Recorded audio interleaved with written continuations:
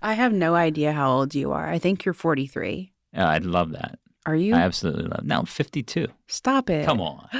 Yeah, 50, That's wild. 52. So I was a kid in the 70s. Talking more, yeah. Talking. You guys are talking. We're talking Oh, a really? lot. A lot of talkers. I would agree with that. This podcast is called Erase the Filter. Erase the filter. Erase the Filter.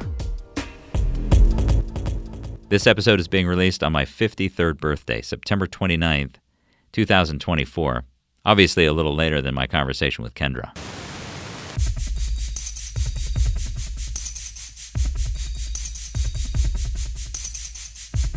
This is the 20th episode of the Erase the Filter podcast, and the second in what has been loosely defined as Season 4. I really don't have a definition for what a season actually is beside some arbitrary grouping of episodes, so just work with me here, will you? I'm going to start this episode with a warning. It's going to be self-reflective. This is a practice that involves observing and establishing one's thoughts, feelings, and actions to gain self-awareness and improve oneself. That's according to the internet.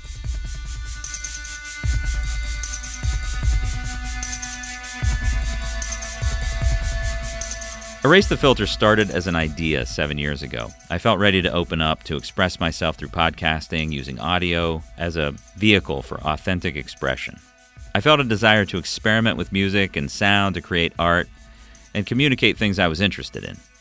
I had been feeling like my own creativity had moments of pure authentic expression over the decades, but at the moment that Erase the Filter was conceived, I would say that the vast majority of my creative output had been veiled under a layer of concern for the audience, projections of what I thought, maybe hoped, other people would like. I don't believe that creative projects live in a space of either or, that they're either created for the audience exclusively or created for the creator exclusively. But I do think there's a degree of how much emphasis is put on the audience or perceived expectations of an audience. And my degree had and really has been way too high for way too long. As my friend Dave and I discussed in the last episode of this podcast, I never set out to make anything with the idea, like it had to please me. Yeah. First. And if it pleased other people, great. But frankly, I still operate like that. It's a good lesson, and I've gotten there in the past. You know, I've definitely made music that I love to this day. I've made music that served no other purpose than just to satisfy the creative itch. I've made music where I wasn't so concerned about the distribution of it. You can know something, you can know that it's right, and you can know that the actions to achieve it are right. But actually making it happen can be really hard. I knew it was time to quit smoking when I quit smoking 20 years ago, but it certainly wasn't easy. I knew it was time to quit drinking when I did 10 years ago, and that certainly wasn't easy either. Even when I started this podcast, concepting the idea that it was time for truly open and authentic creative expression, that I needed something more pure, more unfiltered, it was hard. The perception of audience crept in and soon dominated my decision-making. But the context of that is that there's always hope that there will be an audience. When there's no hope that there will be an audience, when it's hopeless, when you think of it as no one's ever going to hear this, it will shut you down. Mm-hmm. So it's kind of like two things can be true at the same time. You know, you can do it for yourself and also do it knowing or hoping that there will be an audience that will hear it. Those things can be true together. Now I embrace the idea that these things are true at the same time. I can make art for myself and for you, whoever the audience may be who someday hears this. So long as I get to cast any tie-breaking vote rather than leaving it up to some fictitious audience that lives in some dark corner of my mind, I think I'll be okay.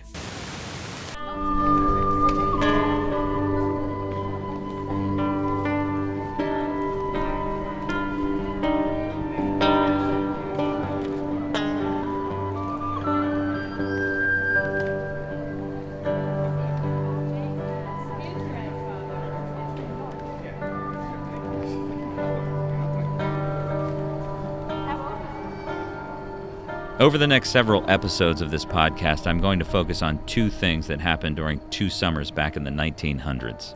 One was 33 years ago during the summer of 1991, and the other was 25 years ago during the summer of 1999.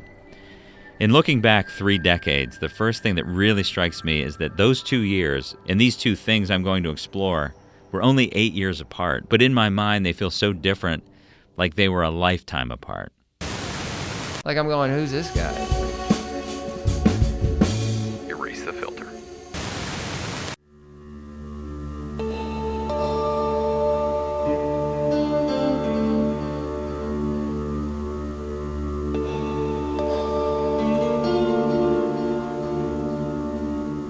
Summer 1991. I was 19 years old, just 2 years out of high school, and it was the summer between my sophomore and junior years of college at Clarion University of Pennsylvania. For some context, Clarion University was a small state college with about 7,000 students and about a 90-minute drive north of Pittsburgh. I say was because the school has since merged with a couple of other state colleges, and now it's called Penn West or some such thing. The school was small, and the town was small. And like the previous summer, I spent the summer of 1991 in Pittsburgh working as a waiter at the Pittsburgh Field Club, where one of my uncles was an assistant manager. This particular country club is in the affluent Fox Chapel neighborhood of Pittsburgh, on top of a beautiful hill at the end of a long, winding, wooded drive. At the edge of a parking lot, away from the golf course and the tennis courts and the restaurants, sat a cinder block building called the Monkey House. Originally built as a dorm for summer help decades earlier, the Monkey House had fallen into disarray at some point over the years. But not long before I showed up, maybe a few years, a few of the rooms had been resurrected for people like me, summer help. It was minimally livable. The basement level was the wash house where all the laundry was done for the whole complex. The main floor where the rooms were located didn't have anything fancy like HVAC, but it did have electricity and a shared bathroom down the hall where you could manage a nice shower. So what more could you ask for, right? The thing I loved about the Monkey House was how quiet it would get at night. The club would be closed by 11, and we never had a start time the next morning earlier than, say, around 10:30. And with only a handful of us living there, some nights I'd be alone in the building all night. With a mini fridge full of beer, plenty of weed, those nights of solitude were filled with lots of music exploration and creativity.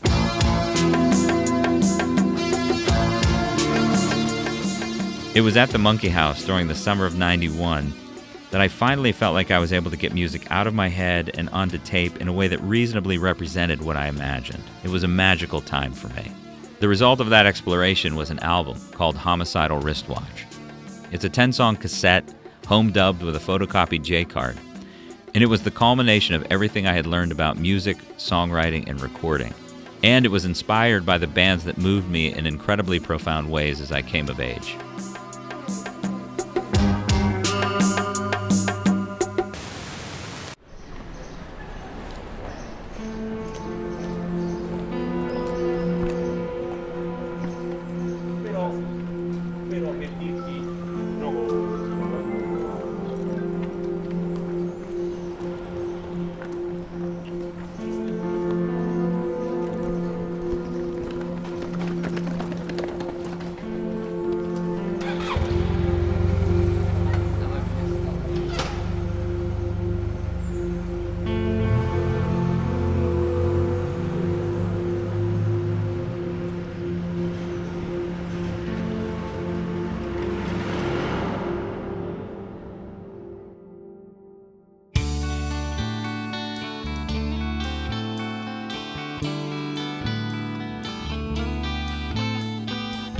When the new year rang in for 1999, I had been married to my now ex-wife Suzanne for about a year and a half. We were living in Nashville, Tennessee, and decided it was time to leave the Music City and move to Pennsylvania to be closer to family. I had been publishing a zine called The Kettle Black for a short while, including music reviews of independently released albums. One musician I met through the mail and eventually email was a guy named Chris Black, a songwriter from New York who released albums under the name Chris Black and the Dirty Folk Revolution. I put out an album, started 96, 97. This is from a conversation I had with Chris Black on February 22nd, 2020, here in Lancaster. He was in the United States visiting his parents and stopped in for a visit. Folky, New York, Albany, coffee shop, pass the book around, send out the cards, get people to come. You know, now wait a minute. You were sober? Yeah. At this time, when I had just done a year of folk, and I made up the word dirty folk revolution as I was learning about how don't put a poster of your band if nobody knows you. Let's go see some band I've never heard of. That won't work. And one day I put Chris Black, the dirty folk revolution. It was just funny. It didn't mean anything. His music landed somewhere between the Beatles and REM with a New York City beat poet attitude. He played shows all around the Northeast, but spent much of the time I was in touch with him in Europe, backpacking and busking with another songwriter named Dave Grogan. Just as I met Dave, who was also sober and still is sober. Not in a program, I think, but he doesn't drink.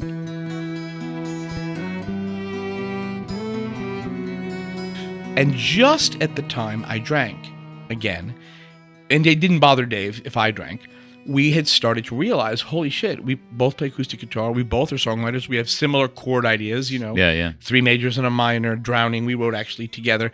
And we began to tour. And because I drank and I'm living in the suburbs, all my friends are from sobriety. I don't know anybody from my high school. And then the opportunity, I had a friend who was working in a youth hostel in a small village, Cashaveen, Ireland. And I booked a tour, meaning I had 3 or 4 friends in Europe, and Dave and I slept at their house and played in the street or somewhere. But the summer of 98, before your summer, it was my tour. But what it meant was that this guy living and working in this small Irish County Kerry village on the west coast of Ireland, near Killarney, said, Chris, there's a festival. You can come play. And he just asked people. And what it was, we went for a week and we played in every pub on the strip. And then we tried to play in France and we went to Switzerland. And we just loved Ireland so much that we just went back and stayed in Killarney at youth hostels.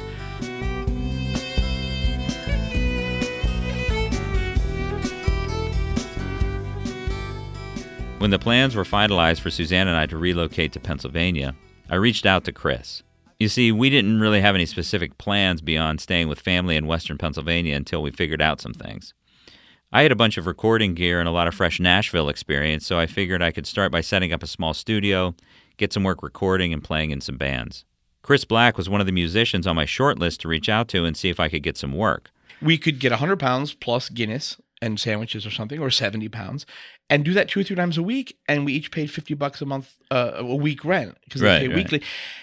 And so we stayed and just played. And then we didn't realize that it's a real tourist town. And so in September of 98, it dries up. Right. It's frozen. And they just are tight-fisted and save all the money and blow it like crazy at Christmas, right, in 1 week, Boxing Day.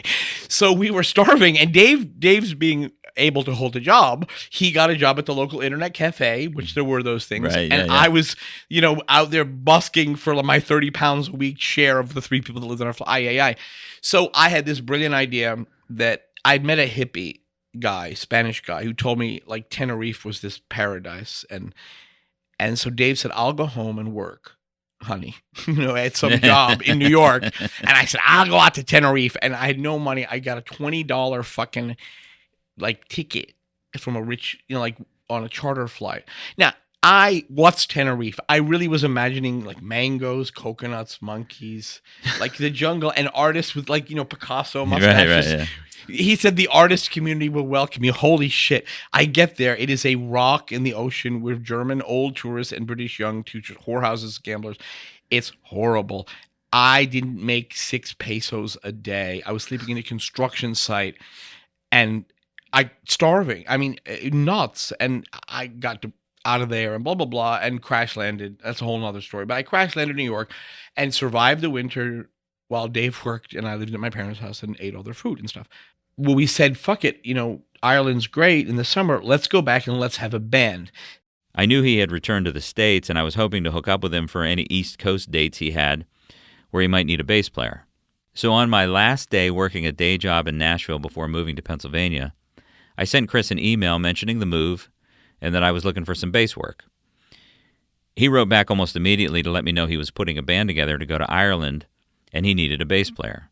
I told him I'd consider it as long as Suzanne could go with me as well. We agreed to meet in New York in a couple of weeks to talk things over and jam and just see if it was a decent fit. So I spent several days with Chris up in Westchester, New York, rehearsing with the band. Everything clicked well enough. Chris and Dave had some original songs, and we learned some covers. The drummer, Tom Osander, also known as Tomo, had recently broken off with his band God Street Wine. They were a New York City jam band that had spent the 90s making major label albums and touring the country with some of the biggest acts of that decade. So although I wasn't exactly sure what I was getting into, the songs were solid, the musicianship was awesome. And being between jobs and houses really didn't hurt either, so I went back up a couple weeks later for some more rehearsal and a trial gig in Boston. Poor Uncle Harry, the band, was born. We started making plans to get us and everything we need over to Ireland. Sometimes I think that I'm not sane. Something's wrong that I can't name. It won't go away. I recorded Homicidal Wristwatch at the Monkey House during the summer of 1991 on a cheap Sinclair cassette 4-track recorder. It was a very rare piece of machinery, 2 cassette decks, one for tracking, one for mixing down, a radio, yes, AM and FM, and a turntable. It was like a mid-quality bookshelf stereo, but with the ability to do multi-track recording.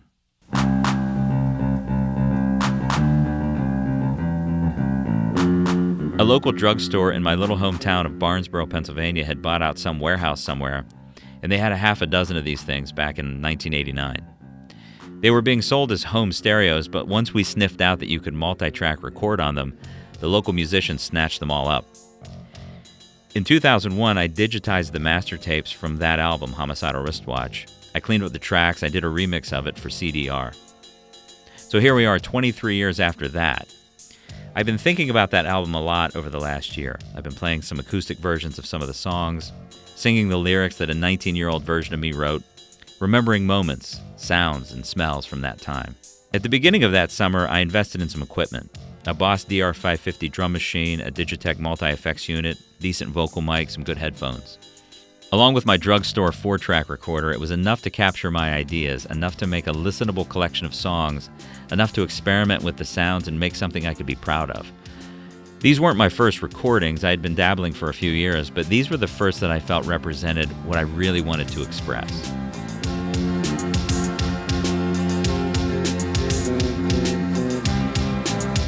I think any artist will occasionally look back at earlier work, recognize the positive and the negative, and daydream about a do-over, about fixing it, about doing it right. I have felt every imaginable emotion about Homicidal Wristwatch over the decades. Now in my 50s, I recognize the little magic moments in those songs as well as the moments of cringe. But I'm able now to understand context. A 19-year-old boy from a small town in western Pennsylvania with limited resources, limited experience, limited access, but a true, pure passion to write and record his own music, with the hopes of moving someone, somewhere, someday in the way that he had been moved by his favorite music. I've decided to finally resist the temptation to fix the songs on Wristwatch. I'm not going to rewrite the lyrics that I now see as immature or add parts to make the arrangements more complex or complicated. The songs and the decisions that made them belong to that college kid living in Pittsburgh back in 1991. And I have a newfound respect for that work. But I would love to hear those decisions, those arrangements, and those lyrics with the quality and fidelity of the home studio equipment that I now have access to.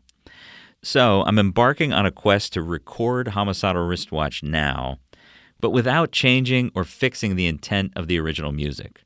The basic question is this: what would my 19-year-old self have made with the same songs, the same life space, the same experience, the same influences, but with access to the gear that we now have available to us in our home studios in the 2020s? I'm going to try my best to time travel back to the Monkey House in my mind. I have clear memories of what I was trying to achieve and decisions I made to get there. How would those decisions have differed if I had access to the kind of gear I have now? I have no idea how this is going to turn out, but I'm excited to dissect and relearn and refresh this music. So, I'll be documenting this project on several upcoming episodes of Erase the Filter. Stay tuned.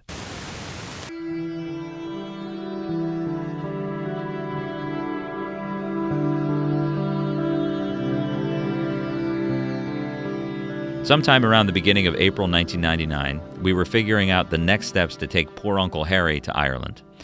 The band wanted to hop into a studio and cut a handful of songs for an EP that we could use for promo and to sell at gigs. And Tomo had some New York studio connections, and he was a fine producer himself, so he arranged a few sessions.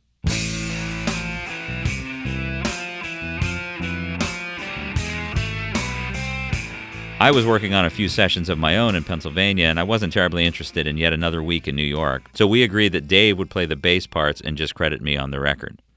Dave obviously knew the songs much better than me, could bang them out much faster, and frankly, he was a better bass player, so I looked forward to learning his parts for the live shows. To even up the efforts, I agreed to tap my Nashville connections to get 500 copies of the CD manufactured and transported over in early May. In the meantime, Chris and Dave and a woman named Melanie, who I believe was supposed to play some kind of management role, were heading over in April to start booking gigs and working on logistics, like where we were even going to live.